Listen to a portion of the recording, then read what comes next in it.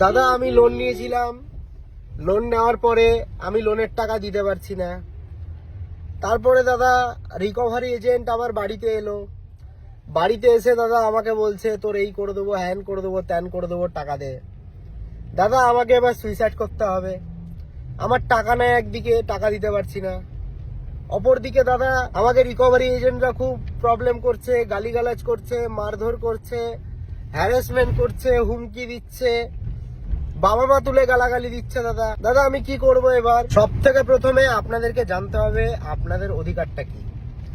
আপনার যদি অধিকার আপনার জানা থাকে, আরবিআইয়ের কিছু কিছু গাইডলাইন রয়েছে, সেগুলো যদি জানা থাকে, তাহলে আপনার কেউ একটা চুলও দেখা করতে পারবে না, শুধু আপনি নিজেই পারবেন। ঠিক আছে? এই রিলেটেড আমার কাছে প্রচুর ফোন, প্রচুর মেসেজ, প্রচুর লোকের কোয়ারি যে দাদা আমি এবার কি করব, এবার কি করব। সকলের উদ্দেশ্যে ভিডিওটা বানাচ্ছি আমি। কিন্তু যারা লোন নিয়েছেন, লোনের টাকা দিতে পারছেন না, রিকভারি এজেন্ট হ্যারাসমেন্ট করছে এবং বলছে টাকা না দিলে আপনারা হ্যান করে দেবো, ত্যান করে দেবো, পুলিশ কেস করে দেবো, বাড়িতে পুলিশ আসবে, সিবিআই আসবে, ইডি আসবে, হ্যাঁ সিআইডি পাঠিয়ে দিব। যারা এরকম হুমকিগুলো দিচ্ছে বা একটা লিগাল নোটিশ পাঠিয়ে দিচ্ছে, দিয়ে বলছে আপনার এগেনস্টে কেস হয়ে গেছে, এরকম প্রচুর লোকে ভয় দেখানোর জন্য আপনাদেরকে কিন্তু ভয় দেখায়। এসব লোক শুধুমাত্র আপনাকে চমকানোর চেষ্টা করছে। ঠিক আছে? আপনাদেরকে আপনাদের অধিকারগুলো বলে দিই। এই অধিকার এবং আমি যে কথাগুলো বলবো, এই কথাগুলো যখন আপনার বাড়িতে কোনো রিকভারি এজেন্ট আসবে তাকে বলবেন। নাম্বার 1, কেউ এসে আপনাকে বলছে দাদা এত টাকা পাই, আপনি দিচ্ছেন না কেন ইএমআইটা? হ্যাঁ, এত টাকা ডিউ আছে, কি ভেবেছেন বাপের টাকা নাকি, ভিখারি নাকি আপনি? তখন প্রথমে বলবেন আরে বেটা তুই কে রে, कौन है ये लोग, कहां से आता है? सीधा কথা। 1 নাম্বার, আইডি কার্ডটা কই আপনার? বাড়িতে এসেছেন, আপনার আইডি কার্ডটা কই? আপনি কোন হুনু? আমাকে দেখতে হবে তো, আমাকে বুঝতে হবে তো যে আপনি কে, আপনার কি পরিচয়। আমি আপনাকে চিনি না, আমি আপনাকে আমার বাড়ির মধ্যে এন্ট্রি দিব না। আপনি আমার বাড়ির গেটে এসে বলছেন টাকা দেন, প্রথমে আপনি বলুন আপনার পরিচয়টা কি। আইডি কার্ডটা এটিএম কার্ড নয় যে মানি ব্যাগের মধ্যে ঢুকিয়ে রেখে দেবে। আইডি কার্ডটা গলায় ঝুলাতে হবে, যেটা পাবলিকের কাছে ভিজিবল হয়ে থাকে। ID card must be visible to the public. প্রথম পয়েন্ট, আপনার আইডি কার্ড কই? Who the hell are you? I want to know your information, who are you? Second, authorization letter কই বা হোম ভিজিট লেটার কই? Basically recovery agent যারা রয়েছে তারা ব্যাংকের লোক কম হয়, থার্ড পার্টি কোনো একটা কোম্পানির আন্ডারে কাজ করা এমপ্লয়ি, যাদেরকে বাংলা ভাষায় অনেকে বলে লোন রিকভারির দালাল বা লোন রিকভারি এজেন্ট। তো এরা ব্যাংকের লোক কম হয়, থার্ড পার্টি কোম্পানির লোক হয়। দেখবেন আপনি লোন নিয়েছেন এইচডিবি ফাইন্যান্স থেকে, আপনার বাড়িতে আসছে যে আইডি কার্ড আছে অন্য কোনো একটা কোম্পানির লোক, তাহলে সেই এইচডিবি ফাইন্যান্স ওই কোম্পানিকে যে পারমিট করেছে রিকভারি করার জন্য যারা লোনের টাকা দিচ্ছে না, তার পেপার কই? আইডি কার্ডে তো এটা প্রমাণ হলো যে আপনি কোন একটা কোম্পানির এমপ্লয়ি, আপনার হ্যান নাম ত্যান নাম, কিন্তু আপনাকে বা আপনার কোম্পানিকে ব্যাংক বা ফাইন্যান্স দায়িত্ব দিয়েছে টাকা রিকভারি করার, তার পেপার কই?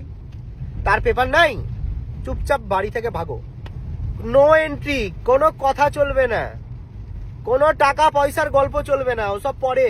ক টাকা পাই, ক টাকা দিয়েছি, ক টাকা দিব না, কত টাকা ইএমআই, কেন দিচ্ছি না পরে, তোকে কেন জবাব দিব, আগে তুই পেপার দেখা। হু দা হেল আর ইউ? তো আপনি চাইবেন আইডি কার্ডের পর অথরাইজেশন লেটার কিংবা হোম ভিজিট লেটার। এগুলো কেমন হয়, বেসিক্যালি একটা কোম্পানিতে ধরে নেন লোকের মাথা খাওয়া প্রাইভেট লিমিটেড বলে কোন একটা কোম্পানি আছে, সেই কোম্পানির কাজ হচ্ছে টাকা রিকভারি করে দেওয়া।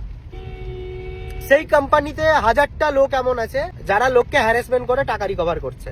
তাহলে ওই 1000টা লোকের মধ্যে আপনি একমাত্র এসছেন আমার বাড়িতে, তাহলে আপনাকে যে কোম্পানি অথরাইজ করেছে আমার বাড়িতে আসার জন্য, তার অথরাইজেশন লেটার কই?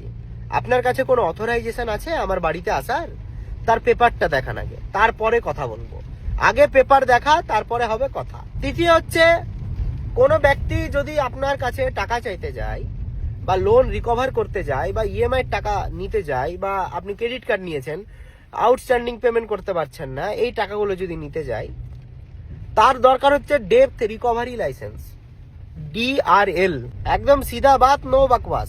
বলবেন তোর DRL-টা দেখা ভাই, তুই যে আমার বাড়িতে এসছিস, তোর আইডি কার্ড কই, তোর অথরাইজেশন লেটার কই, তোর হোম ভিজিট লেটার কই, তোর DRL কই, ডেপথ রিকভারি লাইসেন্স কই? কোনো ব্যক্তির যদি ডেপথ রিকভারি লাইসেন্সই না থাকে, তাহলে সেই ব্যক্তির কি অধিকার আছে আপনার কাছ থেকে টাকা চাওয়ার? আগে আপনি এগুলো ভেরিফাই করবেন, তারপরে কথা বলবেন। ক টাকা পাই, ক টাকা দিব, ক টাকা ডিউ, ক টাকা নিবি, এসব পরের কথা। আগে ভাই তোমার পরিচয় পত্র, পাওয়ার লাইসেন্স, তোমার অথরাইজেশন কি আছে আমার বাড়িতে আসার, সেই পেপারগুলো দেখাও। আইডি কার্ড, অথরাইজেশন লেটার বা হোম ভিজিট লেটার, ব্যাংকের নোটিশ আর ডেপথ রিকভারি লাইসেন্স, এগুলো দেখবেন। এই চারটের মধ্যে যদি একটাও কোনো ব্যক্তির কাছে না থাকে, তাহলে সেই ব্যক্তিকে আপনি এন্টারটেনই করবেন না। টাকা পয়সা দেওয়া তো দূরের কথা, এমনও তো হতে পারে কেউ আপনার বাড়িতে এলো, বললো আমি এই কোম্পানির লোক এসছি, আপনি ব্যাংকের লোন নিয়েছেন, টাকা দিচ্ছেন না, আপনি 10,000 টাকা দিলেন EMI হিসাবে। সেই ব্যক্তি যদি জমা না করে, সেই ব্যক্তি যদি পালিয়ে যায়, আপনি ধরে ধরে কাকে পাবেন?